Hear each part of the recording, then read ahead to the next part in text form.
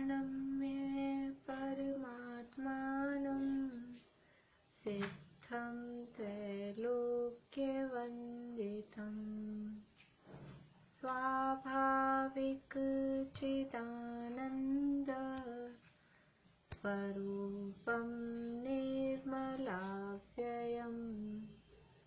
शुद्धजीवादिद्रव्याणां देशकं च जिनीश्वरम् द्रव्यसङ्ग्रहसूत्राणां वृत्तिं वक्ष्ये समासतः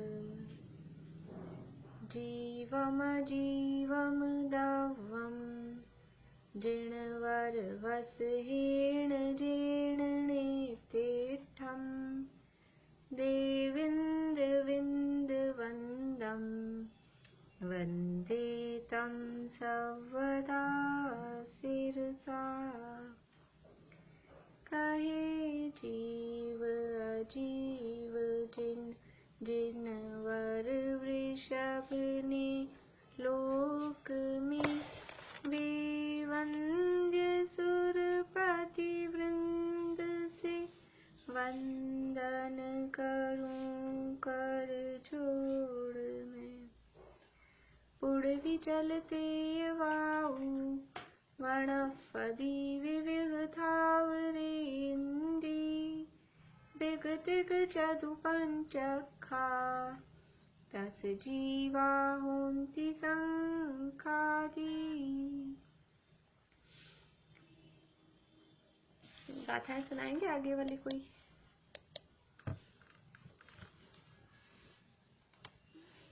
अट्ठाईस से आगे।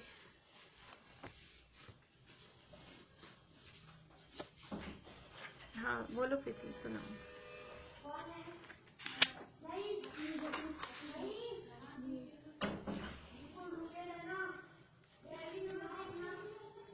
प्रीति फिर से बोलो, आवाज नहीं आएगी। अच्छा टॉपिक बोलना है। ये वो गाथा पाठ बोलना था। हाँ गाथा पाठ कर लें एक बार फिर बोलते हैं। गाथाएं कोई सुना रहे हैं या फिर पाठ करें? चलिए चमेली आंटी आप पढ़िए 28 से लेके 34 तक की गाथाएं।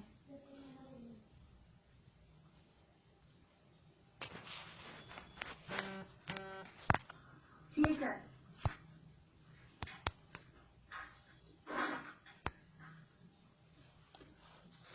आज ठीक है। मैं भी कुछ शेयर। हाँ और भी अब जो लोग रह गए हैं सैटरडे तक कोशिश करिएगा सब सुना दें। बोलो किसी।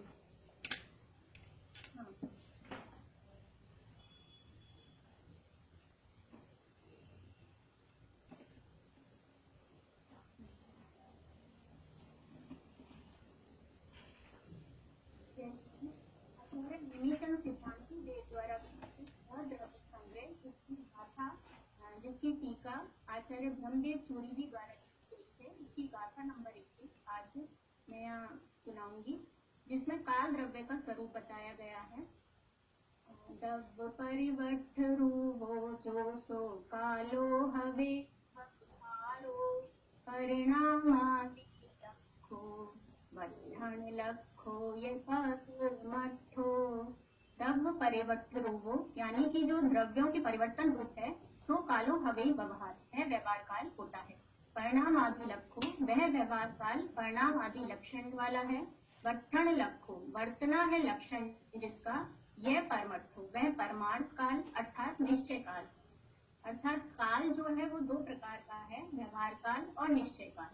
व्यवहार काल जो द्रव्यों के परिवर्तन रूप जो नवीन और नष्ट पर्याय है, जिसमें समय निमेष घड़ी दिवस घंटा सप्ताह ये सब जो स्थिति है, जो इनका जो स्थिति है उसका जो स्वरूप है वह व्यवहार काल है। जो कहा भी गया है स्थिति ही काल संज्ञा, स्थिति को काल संज्ञा है। तो द्रव्यों के परिवर्तन रूप जो पर्याय है वह व्यवहार काल नहीं है, बल्कि उस पर्याय में लगने वाली जो स्थिति का मापदंड है वह व्यवहार काल है। मान लो यदि हमने कल कोई सब्जी बनाई तो आज वह सब्जी एक दिन पुरानी हो गई, तो उसका पुराना होना व्यवहार काल नहीं है, बल्कि जो स्थिति का मापदंड है एक दिन, यह व्यवहार काल है। यह व्यवहार काल किन लक्षणों से देखा जाता है? परिणाम, क्रिया, परत्व और अपरत्व।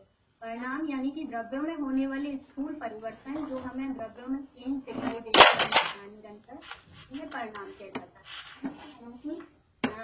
एक जगह से जाना या फिर एक ही जगह पर रहकर परिस्पंदन रूप बढ़ती बनाने में या कोई काम करने में जो परिस्पंदन हो रहा है वह क्रिया कहलाता है।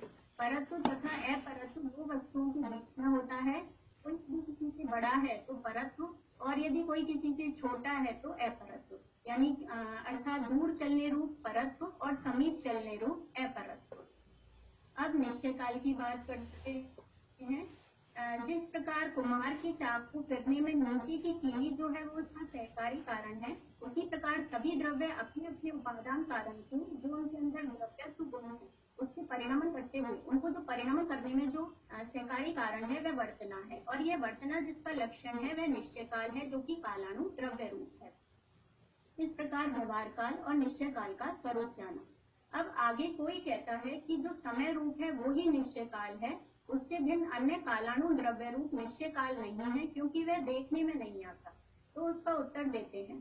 प्रथम तो जो समय है वह पर्याय रूप है, क्योंकि पर्याय भी उत्पन्न होती है और नष्ट होती है, और समय भी उत्पन्न हो रहा है नया नया और पीछे पीछे वाला नष्ट हो रहा है। समूह उत्पन्नो ध्वंसी। तो इससे सिद्ध होता है कि समय पर्याय रूप है। अब जब समय पर्याय है तो वह द्रव्य की ही होगी, पर्याय हमेशा द्रव्य की ही होगी, क्योंकि यदि कोई कार्य हो रहा है तो उसका कारण भी अवश्य ही होना चाहिए। यदि हम देख रहे हैं कि कोई वृक्ष खड़ा हुआ है तो उसका बीज भी किसी ने बोया होगा तभी वह वृक्ष खड़ा हुआ है, तो चाहे वह हमें देखने में नहीं आ रहा बीज, तो यदि कोई कार्य दिखाई दे रहा है तो उसका कारण भी अवश्य ही होना चाहिए।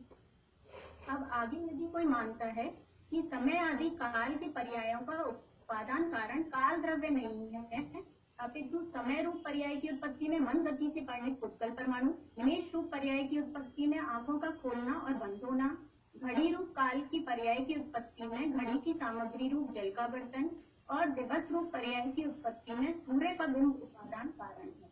यदि अब इसका समाधान देते हैं कि जिस प्रकार चावल रूप उपादान कारण से जो भात रूप पर्याय बन रही है, उस भात में जो गुण है वो चावल के ही आएंगे, जो स्पर्श रस गंध वर्ण जो चावल में है वो ही भात में आने चाहिए। इसीलिए जो इसमें बताए हैं जो समय निमेष घड़ी दिवस, यदि हम निमेष का उदाहरण लें तो निमेष रूप जो पर्याय है उसमें आंखों का काला सफेदपन आना चाहिए। इसीलिए और यदि वर्तमान के उदाहरण से देखें तो जैसे 2020 में कोरोना वायरस के कारण महामारी फैली तो उस काल को नाम दे दिया गया कोरोना काल।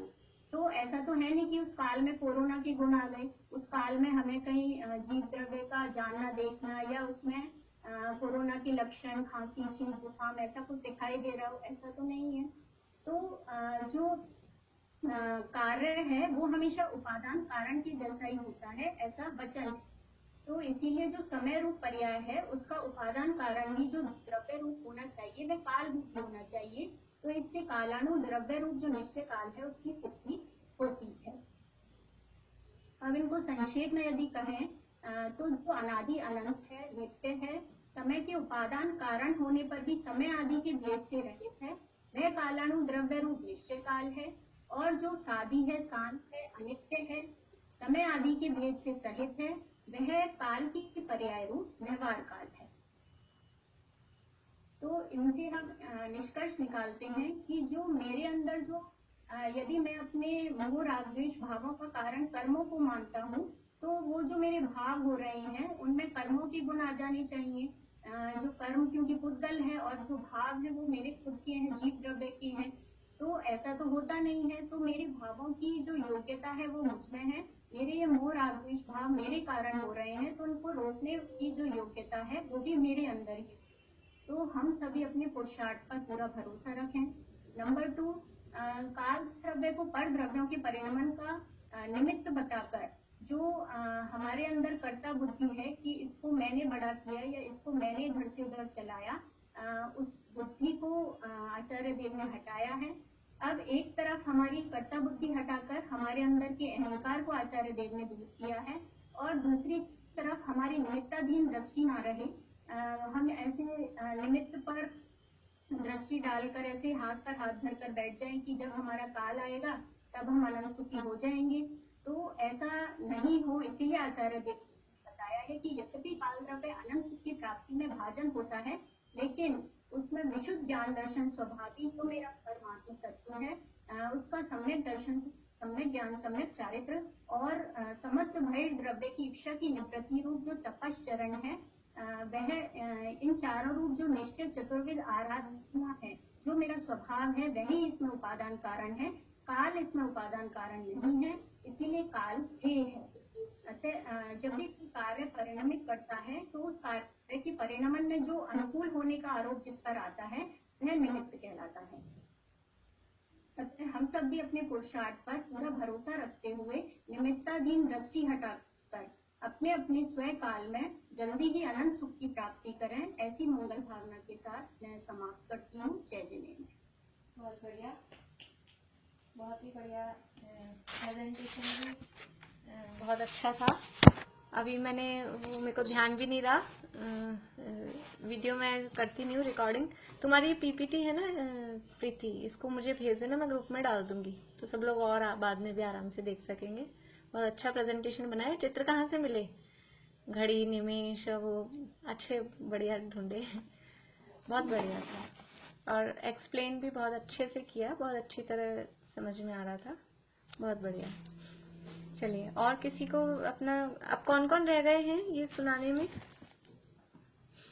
अभी तो 4-5 और हाँ,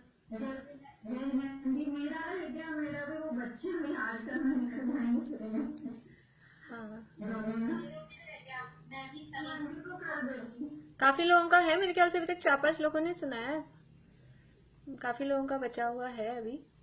आप लोग कोशिश करना सैटरडे और मंडे तक पूरा कर लें, ताकि आगे फिर आगे विषय बढ़ता जा रहा है अपना। चलिए, अभी देख के सुना देंगे क्या? थोड़ा सा देख के सुनाइएगा, पर थोड़ा भले ही देख के सुनाइएगा, पर उसको आप खुद अपने आप में 2-4 बार तो कम से कम पढ़ के, ऐसा तो अपने को फील, खुद को समझ में आ जाना चाहिए, इतना तो हो। खुद को समझ में आएगा तो वो थोड़ा आप समझा पाएंगे, वरना वो रीडिंग जैसा होगा ऐसे। चलिए, 34वीं गाथा अपनी चल रही है। यहाँ संवर का स्वरूप 34वीं गाथा में बता रहे हैं। गाथा का एक बार पाठ कर लेते हैं। चेदन परिणामो जो कम्मसा सवनिरोहणे हेतु स्वभाव संवरो खलु दव्वा सवरोहणे अन्नो। आत्मा का जो परिणाम कर्मों के आश्रव का निरोध करने में कारण बनता है, कर्मों का आश्रव रोकने में जो कारण है, उस परिणाम को भाव संवर कहते हैं। और जो द्रव्य आश्रव रुका, कर्मों का आना रुका, वो द्रव्य संवर नहीं, उसे भाव संवर कहते हैं। और जो द्रव्य आश्रव रुका वह द्रव्य संवर है। टीका कल हमने शुरू की थी। सबसे पहले चेतन परिणामों जो शब्द है, तो चेतन क्या है, आत्मा क्या है, आत्मा का क्या स्वरूप है, उसकी बात यहाँ बता रहे हैं। देखिए, वह इस प्रकार है। यहाँ से अपन वापस से पढ़ते हैं। चौथी लाइन, निश्चय से स्वतः सिद्ध हो, पेज नंबर है 109 नंबर पेज पे, टीका की 4th लाइन। निश्चय से स्वतः सिद्ध होने से अन्य कारण की अपेक्षा रहित, यानी निरपेक्ष है। निरपेक्ष है, क्यों है निरपेक्ष? चैतन्य स्वरूपी मैं भगवान आत्मा, मैं कारण परमात्मा, मैं पर से निरपेक्ष हूँ, पर से अति ही भिन्न निराला हूँ।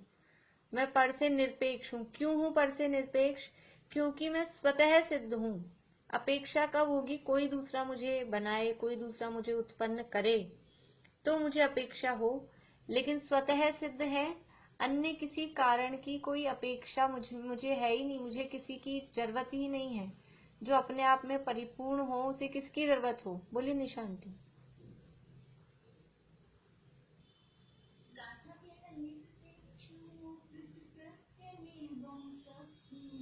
से यू। हाँ, स्तुति है बड़े पंडित जी साहब की। तो जो आपने पढ़ाया था ना, मैं प्रेयर की कल सुना था, आज सुबह सुनी रिकॉर्डिंग, तो जो आपने कल दोपहर को पढ़ाया था एज इट इज कल सुबह गुरुदेव के पास चल रही ऐसा ही चल रहा है, वो हो रहा है। विषय सेम हो जाता है कभी कभी उसी। और हम भी सब वो गुरुदेव से यानी इंस्पायर तो हैं ही, तो वो चीज आती ही है बोलने में। और गुरुदेव के सब प्रवचनों में जहाँ शुद्धात्मा का स्वरूप आएगा वहाँ सब ये बातें उसी रूप में आती ही हैं, मिलती ही हैं गुरुदेव के प्रवचनों में। इसलिए वो गुरुदेव की भाषा अपने आ ही जाती है अपने में। तो कैसा है ये? निश्चय से स्वतः सिद्ध होने से अन्य कारण की अपेक्षा रहित, यानी अन्य किसी की अपेक्षा रहित। क्यों हूं मैं अपेक्षा रहित? यानी निरपेक्ष, किसी से कोई अपेक्षा नहीं है। क्यों नहीं है? क्योंकि मैं स्वतः सिद्ध हूँ, मैं अपने आप से बना हुआ हूँ, अपने आप से उत्पन्न हूँ। कहने में ऐसा लगता है उत्पन्न हुआ हूँ, लेकिन मैं अपने आप से ही हूँ। मुझे अपने होने के लिए दूसरे की किसी की आवश्यकता नहीं है। कि मेरे होने के लिए मुझे किसकी आवश्यकता है? कि किसी की आवश्यकता नहीं है। इसलिए मैं निरपेक्ष हूँ, क्योंकि मैं स्वतः ही सिद्ध हूँ, मैं अपने आप से ही हूँ। मुझे किसी पर पदार्थों की कोई अपेक्षा नहीं है। इसलिए स्वतः सिद्ध होने से अन्य कारण की अपेक्षा रहित अर्थात निरपेक्ष हूँ। अविनश्वर होने से नित्य हूँ। नित्य क्यों हूँ? नित्य मतलब हमेशा रहने वाला। क्यों हूँ? क्योंकि अविनश्वर हूँ। और अविनश्वर क्यों हूँ? क्योंकि मुझ में एक अस्तित्व नाम का गुण है, और उस अस्तित्व नाम के गुण के कारण, जिस शक्ति के कारण द्रव्य का कभी नाश नहीं होता और वो किसी से उत्पन्न भी नहीं होता, अस्तित्व गुण के कारण ही तो मैं पर से निरपेक्ष हूँ, और अस्तित्व गुण के कारण ही मैं नित्य हूँ। क्योंकि मेरा कभी नाश नहीं होता, मेरा अस्तित्व, मैं सत्तावान, सद्द्रव्य लक्षणम, मैं सत्तावान एक द्रव्य हूँ। और वो सत्तावान मैं होने से मैं कभी नष्ट नहीं होता, अविनश्वर हूँ। और अविनश्वर होने के कारण से मैं नित्य हूँ, क्योंकि मेरा कभी नाश नहीं होगा। इसलिए मैं सदा ही बना रहूंगा, सदा ही टिका रहूंगा, सदा ही हूँ, नित्य हूँ। ऐसा ये नित्य का स्वरूप बताया। इसके बाद में मैं स्वपर को प्रकाशित करने में समर्थ हूँ, यानी मैं स्वपर प्रकाशी हूँ। क्यों हूँ स्वपर प्रकाशी? क्योंकि परम प्रकाश रूप स्वभाव होने से। मेरा स्वभाव कैसा है? परम प्रकाश रूप स्वभाव। ये परम प्रकाश रूप स्वभाव क्या?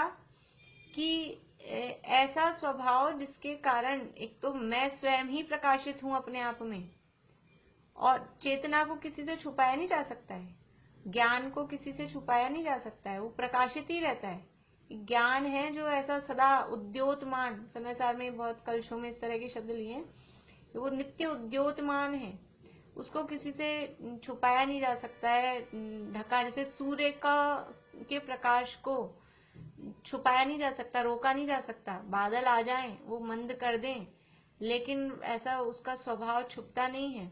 वैसे ही आत्मा का जो प्रकाश स्वभाव है, वो प्रकाश स्वभाव रुकता नहीं है। तो वो परम प्रकाश रूप स्वभाव होने से स्वपर को प्रकाशित करने में समर्थ है। मैं अपने को जानने में स्वयं समर्थ हूँ। कोई दूसरा मुझे जाने, मुझे बताए, ऐसी पराधीनता मुझ में नहीं है।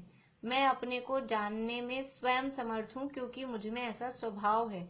और जब मैं अपने को जानता हूँ तो पर उसमें स्वयं सहज ही जानने में आते हैं, और पर जानने में आ रहे हैं, तो ये मेरा स्वभाव है। जैसे कल वो तत्वार्थ सूत्र की क्लास में प्रश्न कर रहे थे कि हम ध्यान करने बैठते हैं तो इधर उधर की बातें आती है। तो इधर उधर की बातें आती है तब भी सहज रहें। क्यों? क्योंकि हमारा स्वभाव है स्वपर प्रकाशक, जानना हमारा स्वभाव है, तो ज्ञान में आएंगी वो बातें। तो ज्ञान में कुछ भी आए उससे हम उद्वेलित नहीं हो। हमारे अनुकूल चीजें ज्ञान में आती है तो हम प्रसन्न रहते हैं, और हम नहीं जानना चाहते ऐसी बातें भी ज्ञान में आती है तो हम दुखी हो जाते हैं। लेकिन वो चाहे अनुकूल बातें जानने में आए चाहे प्रतिकूल बातें जानने में आए, ज्ञान का स्वभाव तो जानना है। तो कुछ भी जानने में आए उसमें समभाव रहे, और जानने में ही तो आता है, उसके अलावा होता क्या है? अरि मित्र महल मसान कंचन कांच निंदन, स्तुतिकरण, ये सब क्या हो रहा है? ये सब जानने में तो आ रहे हैं मुनिराज के। और क्या होता है? इससे ज्यादा क्या होता है? सर्दी पड़ रही है तो सर्दी जानने में आती है, गर्मी पड़ रही है तो गर्मी जानने में आती है। लेकिन ये सर्दी मुझे सुखदायक हो रही है या ये सर्दी मुझे दुखदायक हो रही है, ऐसा जानकर जीव सुखी दुखी होता है। तो जानने में आती है, जानना हमारा स्वभाव है, क्योंकि पर प्रकाशक भी हमारा स्वभाव है और स्व प्रकाशक भी स्वभाव है। तो अपने को हम अपने आप से ही जानेंगे, दूसरे की उसमें आवश्यकता नहीं है। और पर भी सहजपने जानने में आएंगे, वो भी हमारे नेचर में है। इसलिए पर को जानकर हम कोई राग द्वेष करें, जानना स्वभाव है, राग द्वेष करना स्वभाव नहीं है। ये जो स्वपर प्रकाशक स्वभाव बताया ना, तो स्वपर प्रकाशक स्वभाव ये ज्ञान की विशेषता है और ये ज्ञान का स्वभाव है। तो ये ज्ञान जानना मेरा स्वभाव है, इसमें ये कहाँ आया कि राग द्वेष करना मेरा स्वभाव है? तो जान लिया, पर को पर जानना, निज को निज, पर को पर जान, फिर दुख का नहीं लेश निदान। जो जैसा है उसको वैसा जान लिया, ये जानने में आया। स्वपर प्रकाशक स्वभाव के माध्यम से जो हमने जान लिया कि मैं क्या हूं और पर क्या है, बस यही तो जानना था, और उस स्वभाव के माध्यम से जाना। बोलिए रेखा अभी। नहीं, जान लिया पर हम दुखी सुखी नहीं, पर वो जानते हैं ना, जानने के बाद वो मन जैसे विचलित तो हो ही जाता है ना। तो लेते हैं अपन तो को ये नहीं हो रहा है, तो हमको ये समझ नहीं आता ना कि ये केवल जानने ज्ञान तक इसको रखें। ये जो भी कुछ जानने में आ रहा है, ये जानने में आ रहा है, इसमें मेरा क्या हो रहा है, ये अभी हमको दृढ़ श्रद्धा नहीं है, ये अभी हमको दृढ़ विश्वास नहीं है, इसलिए विचलित होते हैं। क्योंकि वो मिथ्यात्व सारी कषाएं वो सब बैठी हैं। यदि मिथ्यात्व और एक कषाय चौकड़ी का अभाव होता है तो उतनी विचलितता नहीं होती है उस जन्य। ज्ञान को हमने जैसे देह को पकड़ा हुआ है, हम इसको देना करके ही जाना था, हमारे ज्ञान को ज्ञान में ही लाए, ये भी तो ज्ञान ही हुआ। हाँ, हम ये समझते इसमें जो अटक रहे हैं, इस कारण हम उसमें। हाँ, तो वही कि ये हमारे ज्ञान की ही निर्मलता है। ये जो भी कुछ जानने में आ रहा है, ये मेरे ज्ञान की निर्मलता है, ऐसा समझ में आए। तो ऐसा समझ में नहीं आता ना, हम उसको उसमें जैसे जो पर्दा है, स्क्रीन है, स्क्रीन वाइट है, अब उसमें कभी लाल फोटो दिखती है, कभी काली फोटो दिखती है, कभी आग दिखती है, कभी बारिश दिखती है, कभी तालाब दिखता है। तो जो उस स्क्रीन को समझे थे स्क्रीन है, इसमें ये रंग बदल रहे हैं, चित्र बदल रहे हैं, लेकिन स्क्रीन जैसे कि जैसे ही है। ऐसे ही ज्ञान एक स्क्रीन जैसा है। उस ज्ञान के पर्दे पर जो भी कुछ दिखाई देता है, कभी अच्छी बुरी, मतलब जिसको हम अच्छा बुरा कहते हैं, समझ लो कभी मिठाइयाँ दिख रही हैं, कभी विस्टा दिख रही है, इस तरह के अलग अलग, कभी हमको अनुकूल लगने वाले पदार्थ दिख रहे हैं, कभी प्रतिकूल लगने वाले पदार्थ दिख रहे हैं। ऐसी फीलिंग आए कि ये तो पर्दे पे चल रही है चीजें, इससे पर्दे को क्या होता है, स्क्रीन को क्या होता है, स्क्रीन को कुछ नहीं होता है। ऐसे ही हमारे ज्ञान में जानने में आ रहे हैं, और जितनी स्क्रीन क्लियर होती है उतनी क्लियर वो चीजें दिखती है। जितनी जैसे अपना कैमरा जितना क्लियर होता है मोबाइल का, उतना ही अच्छा अपने को दिखता है सामने जो भी आ रहा है, और जितनी स्क्रीन धुंधली होती है उतना धुंधला दिखता है। तो ज्ञान, हमको सब कुछ दिख रहा है, ज्ञान में जानने में आ रहा है, तो ज्ञान की निर्मलता को बता रहा है। इससे हम अगर थोड़ा विचार में उतरें तो हमें अपने ज्ञान का स्वभाव ख्याल में आए कि ये तो मेरे ज्ञान का स्वभाव है, ये मेरे ज्ञान की स्वच्छता है, जो कहा ना परम प्रकाश रूप स्वभाव, ये मेरे ज्ञान के स्वच्छता का ये परिणमन हो रहा है कि सब गेय झलके ज्ञान में ऐसी रहे नित स्वच्छता। सब गेयों को जानने का ज्ञान का स्वभाव है, तो जानने में आ रहे हैं। बोले मिता अभी। इसमें जैसे है कि हमें आपको हो गए, हमें इसको जानना हो, तो ये जानन क्रिया से मेरी चल रही है, जानना जो की हो रहा है, तो इसको मात्र जानने वाला नहीं सकते, इसको ऐसा ही समझो ना। राग द्वेष नहीं होना चाहिए ना, राग द्वेष नहीं होना चाहिए। हाँ, राग द्वेष होंगे, देखो राग द्वेष नहीं होना चाहिए ये हम सोच रहे हैं, लेकिन हम जिस पोजीशन में हैं उस पोजीशन में राग द्वेष भी होंगे। अब जो राग द्वेष हुए उसको भी जाना, हमने तो जाना, हम वो समझते हैं कि अब हम ऐसा चाहते हैं हमारे कंट्रोल में रहे, राग द्वेष भी हमारे कंट्रोल में रहे। तो ये अपना एक्चुअल में हम अपने परिणमन के करता है, ये बात सही है, लेकिन हम अपने होते हुए परिणमन के ही करता है। हम अपना जो परिणमन हो रहा है उसको भी बदल नहीं सकते। तो हर हाल में वो सहज रहना, उसका नाम है वो ज्ञाता दृष्टा रहना। तो जो भी जैसा परिणमन हो रहा है उसको हम जानने वाले हैं। पर ये बात है इससे कि हम जैसा हो रहा है तो ठीक है, अभी गुस्सा आना था तो आया, वो बात सही है। लेकिन जब उपदेश की भाषा होती है तो उपदेश की भाषा में ऐसे ही कहा जाता है कि गुस्सा नहीं करना चाहिए, राग द्वेष नहीं करने चाहिए, लड़ाई झगड़ा नहीं करना चाहिए। वो बात अपनी जगह सही है। लेकिन जब जैसे जिसका परिणमन होना है, जब जो परिणति आनी है, वो परिणति भी उस समय पे भूमिका के अनुसार उस समय आती है। तो वो उतनी देर के लिए आई और फिर हम सहज हो गए। देखो, जब तक परिपूर्ण दशा नहीं आएगी ना, अभी आगे इसमें आएगा कि किस तरह से यानी आगे आगे गुणस्थानों में बढ़ते हैं। तो जब तक परिपूर्ण दशा नहीं आएगी, हम सोचें आज ही हम पढ़ रहे हैं और आज ही हमारे तो सब खत्म हो जाए, राग द्वेष नहीं हो, ऐसा तो होगा नहीं। वो भूमिका के हिसाब से स्टेप बाय स्टेप ही कम होगा। तो सबसे पहले क्या होता है, सबसे पहले इसीलिए श्रद्धान बदलता है, इसीलिए दंसण मूलो धम्मो, वो दर्शन श्रद्धान, उसको धर्म का मूल कहा है। तो सबसे पहले श्रद्धा बदलनी चाहिए, और वो जब श्रद्धा बदलती है तो बाहर वो दिखाई, जब फर्स्ट स्टेप पे बदलती है ना तो बाहर दिखाई भी नहीं देती। चतुर्थ गुणस्थान वर्ती की परिणति और मिथ्या दृष्टि की परिणति कुछ समझ में नहीं आती, सब एक सी लगती है। वो तो बाहर जब 2 कषाय चौकड़ी का अभाव होता है तब थोड़ी थोड़ी सी बाहर में दिखती है, और 3 कषाय का अभाव होने पर वो प्रकट रूप से दिखाई देती है। इसलिए वो सबसे पहले श्रद्धा बदलती है। तो अंदर से वो श्रद्धा बदले, राग द्वेष हो रहे हैं कि नहीं हो रहे हैं, कितनी देर तक गुस्सा आना और वो गुस्सा कितनी देर तक बना रहा, इसमें फर्क है। एक तो किसी को लगता है इनको बहुत गुस्सा आता है, एक गुस्सा बहुत आता है लेकिन वो गुस्सा रहता कितनी देर तक है। किसी को गुस्सा कम आता हुआ दिख रहा है लेकिन वो गुस्सा चल रहा है, भवों भवों तक चल रहा है। और किसी को गुस्सा आता हुआ दिख रहा है लेकिन अभी आया और अभी फिर परिणाम वापस बदल दिए, उसको बैर बना के नहीं रखा। तो ये वो श्रद्धान का फर्क, यानी उसमें यदि श्रद्धान का फर्क है, श्रद्धान का बल है, तो उसकी जो वो कंटिन्यूटी है विकार की, विभाव की, वो ज्यादा लंबे समय तक नहीं रहती है। अभी इसमें आगे आएगी ये वाली बात भी, बोलिए। इसमें जैसे गुस्सा आया तो वो भी तो उसका स्वतंत्र परिणाम हुआ ना, और ये मेरे ज्ञान में गुस्से रूप की परिणामित हुआ, उसको मैंने सृष्टि जाना, तो सृष्टि भी तो ये स्वतंत्रता हुई ना, वो इसी रूप से परिणामित हाँ, हमारे ज्ञान में इसी रूप से हुआ। तो मेरा काम तो इसको भी जानना ही हुआ ना। हाँ वही बात है। लेकिन ऐसा कह के भाई मेरा काम तो जानना है, गुस्सा आया उसको हमने जाना, तो आया उसके बाद ही जाना ना हमने। लेकिन यहाँ तो प्रश्न ये था कि गुस्सा आया ही क्यों था हमको, पहले से हम जान रहे थे तो फिर गुस्सा आया ही क्यों, वो प्रश्न ऐसा था।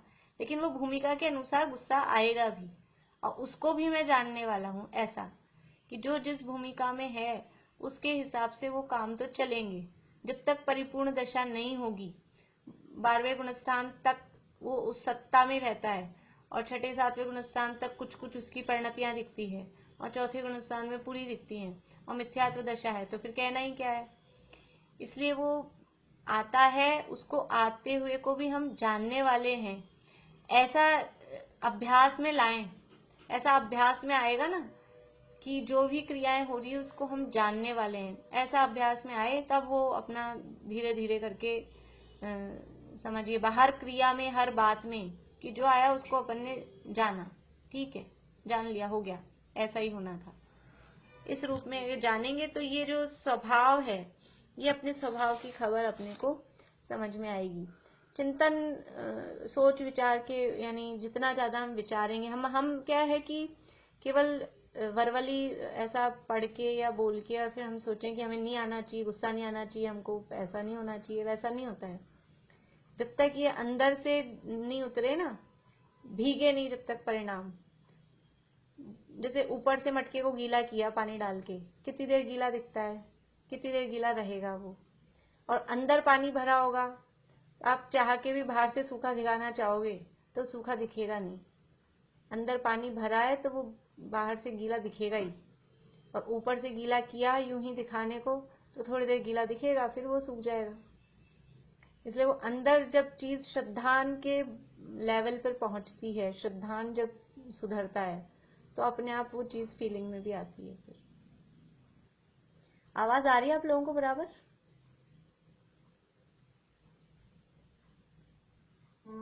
मेरा नेट जरा आ रही है। ठीक है। तो परम प्रकाश रूप स्वभाव होने से स्वपर को प्रकाशित करने में समर्थ, अनादि अनंत होने से आदि मध्य और अंत रहित। आदि मध्य और अंत रहित है, क्यों? क्योंकि अनादि अनंत है। जो अनादि है उसका शुरुआत नहीं है, जो अनंत है उसका अंत नहीं है, और जिसकी आदि और अंत नहीं है उसका मध्य भी नहीं है। इसलिए अनादि अनंत होने से आदि मध्य और अंत रहित, दृष्ट श्रुत और अनुभव किए हुए भोगों की आकांक्षा रूप निदान बंधादि समस्त रागादि विभाव मल से रहित होने के कारण अत्यंत निर्मल हूँ। क्यों हूँ? क्योंकि कोई रागादि विभाव मल क्या है वास्तव में? दुनिया में मल कहा जाता है मलिन वस्तु। 9 प्रकार के मल द्वार कहे जाते हैं, वहां से जो निकलता है वो सब मल कहा जाता है। लेकिन वास्तव में मल क्या है? कि अशुचि क्या है? कि दादा ने लिखा है उसमें धर्म के 10 लक्षण में, तेरी अशुचिता राग है। अशुचिता मलिन क्या है वास्तव में? कि ये मोह राग देश के परिणाम यही मलिन है। ये बाहर में जो दिखाई देती हैं खून हड्डी मांस, ये तो क्या मलिन है? ये तो पुद्गल हैं सब। वास्तव में मलिनता क्या है? कि ये मोह राग देश के परिणाम ये मलिनता है। तो ये विभाव मल ये मलिन है, और इस विभाव मल से मैं रहित हूँ, इसलिए निर्मल हूँ। और विभाव मल कैसा है? कि भोगों की आकांक्षा रूप निधान बंधादि रूप, भोगों की जो वांछा है। और भोग कितने प्रकार के बताए? 3 प्रकार के भोग बताए, जो देखे हुए हैं, जो सुने हुए हैं, या जो भोगे हुए हैं, उन भोगों की इच्छा। देखे हुए, सुने हुए और पूर्व में भोगे हुए, दृष्ट श्रुत और अनुभव किए हुए भोगों की आकांक्षा रूप ये भोग हमें मिल जाएं। ये चलता है कि नहीं चलता है हमारे निरंतर, यानी एक सबकॉन्शियस माइंड में ये चलता रहता है। जो ये कुछ मिल जाए, समझ लो बचपन में ज्यादा होता है और यंग एज में भी होता है। सबको एक इस तरह का चलता है, जिसको जिस चीज का शौक हो, खाने पीने का, कपड़ों का, गहनों का, जेवर का, घूमने फिरने का। ये ऐसा वहां जो गए थे फिर जाएं, वैसा वो जो ट्रिप हुआ था ना अपना, वैसा ट्रिप, वो बहुत बढ़िया। 20-25 साल पहले किसी की शादी के जीवन में कुछ खाया हो कि वो जो वहां जो बनी थी ना, वो तो आज तक ही नहीं बनी। तो ये वैसे बनाओ आप, जैसे आप पहले बनाते थे ना, वही वाला बनाओ आप। ये जो हमको ये दृष्ट श्रुत अनुभूत भोगों की वांछा रहती है, ये निदान बंद, ये सब ये इस तरह की क्या है? ये विभाव मल है, रागादि विभाव मल। और इस सब से रहित होने के कारण अत्यंत निर्मल हूं, यानी आत्मा का स्वभाव ये भोगों की वांछा से रहित है। आत्मा के स्वभाव में भोगों की वांछा है ही नहीं। ये कह रहे हैं ना, विभाव मल से रहित। और विभाव कौन से हैं? ये भोगों की इच्छा। तो ये आत्मा के स्वभाव में नहीं है भोग भोगना और भोग भोगने की इच्छा करना। ये तो ये रागादि की जो ये परिणति आ रही है, उसके कारण ये इच्छाएं उत्पन्न होती हैं। इच्छा आत्मा का स्वभाव नहीं है। इच्छा है वो तो दुख है। उषा प्रकाशक में सिद्ध किया था, दुख क्या है वास्तव में? वो इच्छा ही दुख है। दुख का कारण वो इच्छा ही है। 4 प्रकार की इच्छाएं बताई। इसलिए ये आत्मा का स्वभाव नहीं है। आत्मा का स्वभाव तो इन सब रागादि विभाव से रहित होने के कारण अत्यंत निर्मल है। परम चैतन्य विलास रूप लक्षण होने से, चिद उच्छलन से, यानी चैतन्य के उछलने से भरपूर। देखो क्या है? परम चैतन्य विलास रूप लक्षण। विलास शब्द अभी पहले भी कहीं आया था अपने इसी में। विलास का अर्थ क्या होता है? भोग विलास, मतलब ऐशो आराम में ऐसे पड़े हैं, विलास कर रहे हैं कि कुछ काम धाम नहीं, बस भोग रहे हैं। तो किसको भोगना है? क्या है लक्षण? परम चैतन्य विलास। चैतन्य का है विलास वास्तव में। राजाओं का विलास दिखता है, राज विलास, भोग विलास। ये विलास मतलब उसी में मस्त रहना। किस में मस्त रहना है? कि जो हमारा चैतन्य स्वभाव है, अपने चैतन्य रूपी बाग में, समय सार में जीवाधिकार का कलश है, पहला कलश उसमें है आत्मा राम आराम। आराम शब्द दिया है वहां, आराम मतलब बगीचा। अपने आत्मा रूपी बगीचे में ही वो मस्त रहता है, विलास करता है। बाग बगीचों में जाके घूमते फिरते हैं, वो विलास है। ऐसा ये अपने परम चैतन्य विलास रूप लक्षण होने से, चिद उच्छलन से, चैतन्य के उछलने से भरपूर, चैतन्य का ही विलास है और चैतन्य ही उछलता है। देखो अभी जो बात चल रही थी ना कि नीता भाभी कह रहे थे भी जानने में ही आ रहा है, क्रोध हुआ तो वो भी जानने में आ रहा है। ये सब ये चैतन्य की ही उच्छलन, यानी हर वस्तु, ये जो पदार्थ हमको दिख रहे हैं, सामने स्क्रीन दिख रही है, मोबाइल रखा है, पेन पेंसिल है, टेबल है, ये सब क्या है कि ये हमको क्या दिख रहा है कि वास्तव में ये अपना ज्ञान ही हमको दिखाई दे रहा है। हम ज्ञान को ही जानते हैं, ज्ञान के अलावा और कुछ जानने में नहीं आता, हम वस्तु को नहीं जान रहे। देखो सामने कभी कभी रखा होता है पेन और हमको क्या दिख जाता है, पेंसिल। ऐसा होता है कि नहीं होता है? बहुत बार सामने चीज रखी होती है, हमको दिखती ही नहीं है, और रखा होता है कुछ, दिखता है कुछ, लिखा होता है कुछ, पढ़ने में आता है कुछ। सामने लिखा होता है संवर और पढ़ती हूं मैं उसको आश्रव। ये क्या हो रहा है कि इसका मतलब है हम शब्द नहीं पढ़ रहे, हम शब्दों को नहीं जान रहे, हम अपने ज्ञान में जो समझ आ रहा है ना, मतलब ज्ञान में जो सेट है वही बोलते हैं, वही बोलने में आ रहा है। लिखा कुछ भी हो, कभी कभी गलत लिखा होता है, मिसप्रिंट होता है, और अपने को सही पता होता है तो भी अपन उस गलती पे ध्यान ही नहीं देते हैं, अपना तो सही पढ़ते जाते हैं, अपने को ख्याल ही नहीं आता कि यहाँ गलत लिखा है। क्यों? इसका मतलब यह है कि हम क्या पढ़ रहे हैं, हम क्या बोल रहे हैं, कि हम अपने ज्ञान को ही, हमको ये अक्षर ये नहीं दिख रहे, हमको अपना ज्ञान ही दिखाई देता है। ये ऐसे, ये जो अक्षर यहाँ लिखे हैं, ये अक्षर यहाँ बनते हैं, यहाँ मतलब आंख में भी इसी तरह का बताते हैं साइंटिस्ट लोग।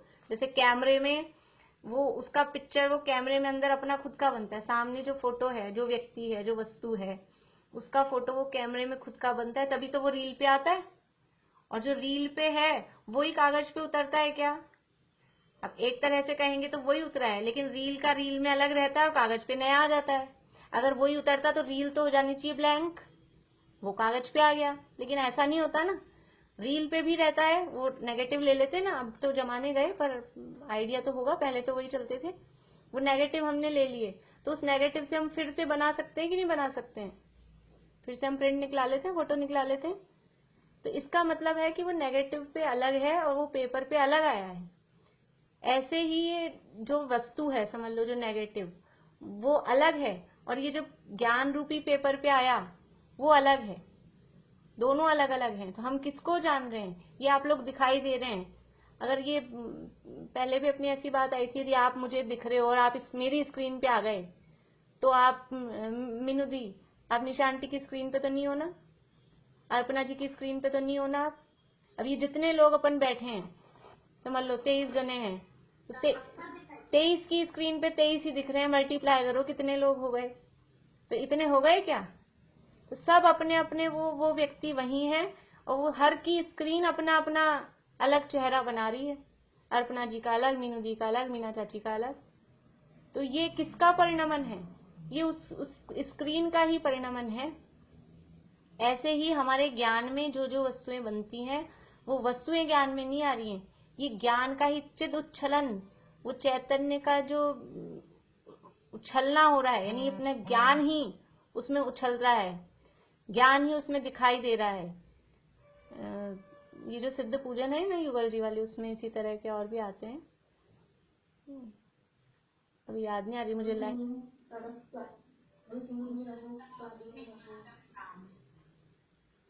झांकता उसमें आत्म, उछलता उसमें हाँ उछलता उसमें, हाँ उसमें बहुत सारी इस तरह की लाइनें हैं। युगल जी वाली जो सिद्ध पूजन है ना, उसमें इसी तरह की पंक्तियां हैं। ज्ञान की प्रतिपल उठे तरंग, झांकता उसमें आत्म राम। ज्ञान की प्रतिपल उठे तरंग, झांकता उसमें आत्म राम। ये जो ज्ञान की तरंग उठ रही है, इसमें कौन देख रहा है? ये वस्तुएं नहीं दिख रही है, वास्तव में ज्ञान ही हमको जानने में आ रहा है। तो ऐसा ये फील हम करें, ऐसा हर समय कि जो मुझे दिख रहा है ये नहीं दिख रहा है, ये अपना ज्ञान ही दिखाई दे रहा है, और ज्ञान की स्वच्छता में ही हमको दिखाई देता है। और बहुत बार हमको ये अवसर मिलते हैं, ये भेद विज्ञान के अवसर भी, अपने ज्ञान स्वभाव को जानने के अवसर बहुत बार मिलते हैं। डेली किचन में काम करते करते और भी दिन भर के जो काम है, लेकिन हम उनको हाईलाइट नहीं करते। बस दिक्कत इतनी सी है। जैसे अभी कहा ना, सामने पड़ी होती है कोई चीज और अपने को दिखती नहीं है, या पड़ी है कुछ और दिखती है कुछ। ऐसा बहुत बार होता है कि सामने रखा है कुछ और अपने को दिखता है कुछ, समझ में आता है कुछ। क्यों होता है? कि हमको जो दिखना होता है वही दिखता है। न्याय शास्त्रों में भी इसके लिए उदाहरण दिया है कि यहाँ अपने बाल उड़ते हैं और अपने को क्या लगता है, मच्छर आ रहा है, बार बार में ऐसे करते हैं, तो क्या हो रहा है, मच्छर तो है ही नहीं, बालों में मच्छर का भ्रम हुआ है, लेकिन हमको ऐसा लगता है कि मच्छर हो सकता है, तो हम उस बाल को ही मच्छर समझते हैं। तो इसलिए कहते हैं न्याय शास्त्र की भाषा में कि पदार्थ के अनुसार ज्ञान नहीं होता, ज्ञेय के अनुसार ज्ञान नहीं होता, ज्ञान के अनुसार ही ज्ञेय जाने जाते हैं, मतलब ज्ञान के अनुसार ही ज्ञान होता है, ज्ञेय के अनुसार ज्ञान नहीं होता है। तो यहाँ ये परम चैतन्य विलास रूप लक्षण होने से, हाँ बोलिए। कहते हैं ना, जैसे जोड़ों को जोड़ी नजर आते हैं, या जो जैसा करता है सामने वाला वैसे ही नजर आता है, तो वो इस बात से रिलेटेड है क्या? ऐसा अगर अपन सोचे तो हाँ, मतलब वहां तो वो है,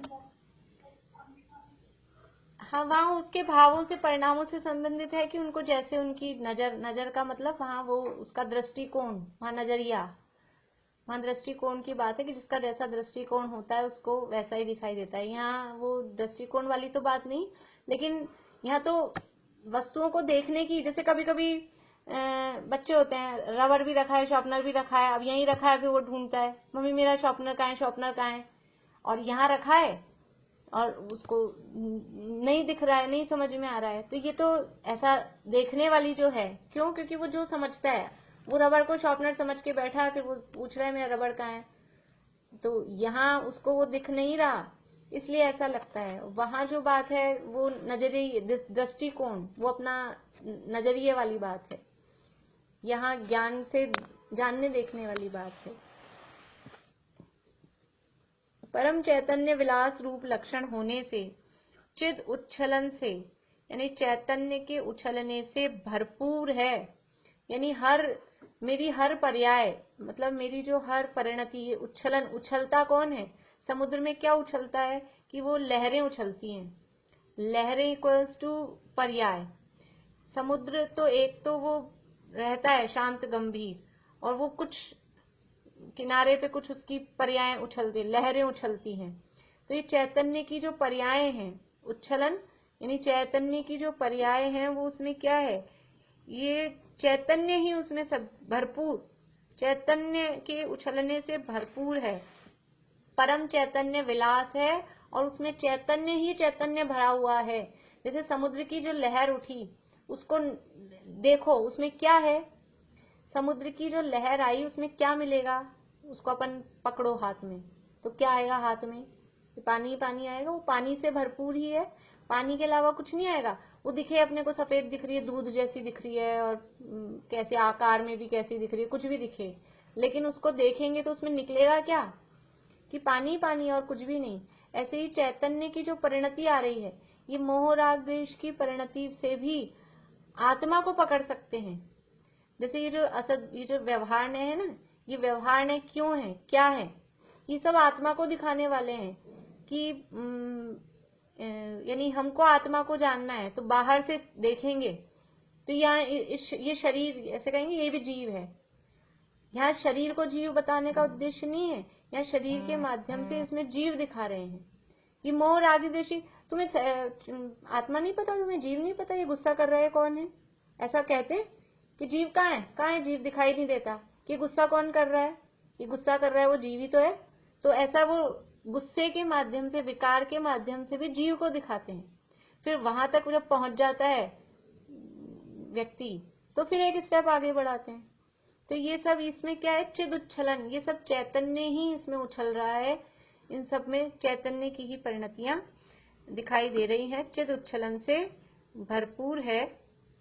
और अभी तो आज अपन ज्यादा आगे नहीं बढ़ पाए, एक दो अभी विशेषण और रह गए हैं, पढ़ के लाइन पूरी करते हैं, लेकिन अपन कल और चर्चा करेंगे। अभी स्वाभाविक परमानंद एक लक्षण होने से, परम सुख की मूर्ति आश्रव रहित सहज स्वभाव होने से, सर्व कर्मों का संवर करने में कारण ऐसे लक्षणों से युक्त परमात्मा है, ऐसा मैं स्वयं हूँ।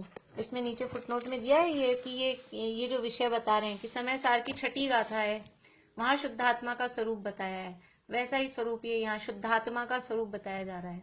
जो समय सार की छठी गाथा में जो सीधा कहते हैं सम्यक दर्शन यदि करना है, विषय क्या चाहिए, हम कौन से विषय से हम ध्यान करें सम्यक दर्शन की प्राप्ति के लिए, तो समय सार की छठी सातवीं गाथा मतलब उनमें से सेलेक्टेड गाथाओं में से है।